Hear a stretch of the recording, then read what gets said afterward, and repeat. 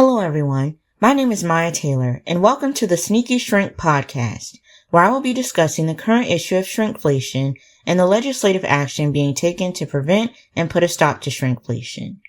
Today I will be joined by Georgia Southern University economics instructor Dr. Greg Brock and Georgia Southern University finance professor Axel Grossman, who will be providing their perspectives on the issue of shrinkflation and the legislative action being taken against it.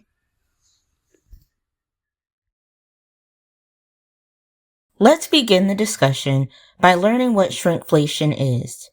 Shrinkflation occurs when companies decrease the sizes of their products, either while maintaining the same price or slightly increasing the prices of their products. The term shrinkflation derives from the word inflation, which occurs when prices increase over a duration of time. Dr. Greg Brock has been a professor of economics at Georgia Southern University for 25 years. Dr. Brock has previously taught at Southern Federal University, Vilnius University, Veracruz University, Moscow University, Volgograd University, Kent State University, and Ohio State University. Dr. Brock's areas of specialization are economic development, transition economics, and regional economics. He mainly focuses on economic matters in Mexico and Russia, and has written papers on wealth differences across states in the United States. He has also written papers on the mortality rate in Russia due to COVID-19. Dr. Brock provides insight on the future of shrinkflation in the United States. I think it's important with shrinkflation to understand that we're never going to get back to the prices before the pandemic because the United States history with inflation is very clear. We almost never have a deflation where all the prices go down. That's extremely rare over decades, over 120 years. So the idea that the prices would return to 5 years ago is not going to happen. All we can do is slow down inflation. And I think that since inflation has now slowed down back to what it was before the pandemic, that's will hopefully slow down this idea of companies shrinking even more. Axel Grossman is an associate professor of finance at Georgia Southern University. Grossman's areas of specialization are corporate finance, international finance, and investments.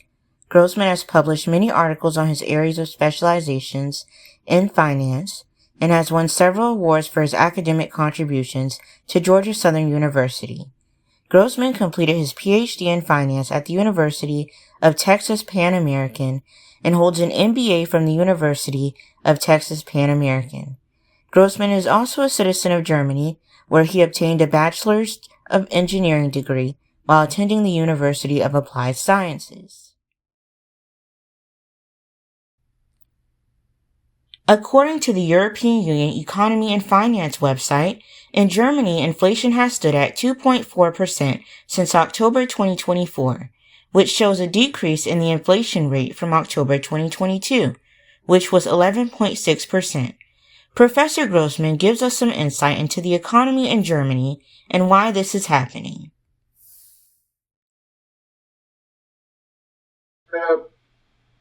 Germany is a very developed country. So basically, economically, we're very powerful. We also depend a lot on export.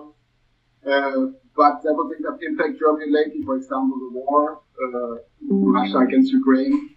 This had a huge impact on the German economy, especially because we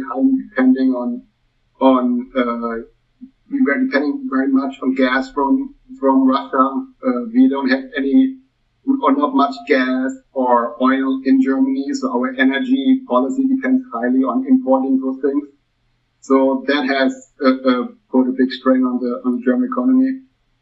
And then, of course, now the big question about tariffs. If you maybe that Trump will put tariffs, and we export a lot to the United States, so that could put another strain on the German economy. But the German economy and the U.S. economy are very similar. So usually when the U.S. economy is doing well, German economy is doing well.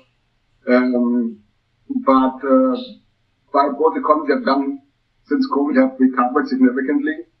Right now in Germany, there is like some concerns that we might go to recession, especially because of high depending on the car industry, and the car industry right now is not doing very well in Germany.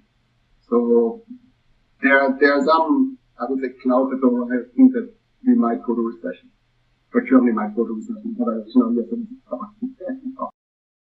Former Pennsylvania Senator Bob Casey Jr. introduced the Shrinkflation Prevention Act on February 28, 2024.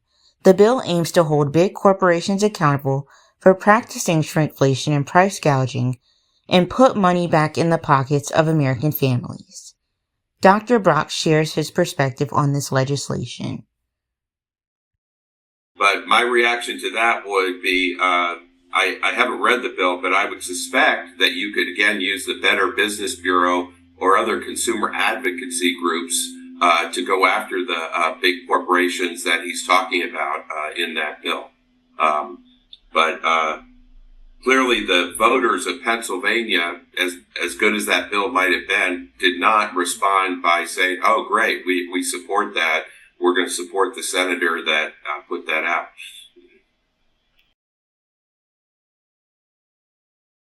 In September of 2023, Steffi Lemke, Germany's Federal Minister for the Environment, Nature Conservation, Nuclear Safety, and Consumer Protection, proposed legislation that will ban shrinkflation. Professor Grossman provides his perspective on this legislation. I don't think there can be a ban on it. I mean, you cannot ban inflation in general, right? I mean, if you ban shrinkflation, then everyone will just increase the price, because ultimately at one point those companies have to forward the price increase to the customer. So it's just another way shrinkflation is just another way to get the inflation to the customer, but instead of increasing the price, you just sell less product, right?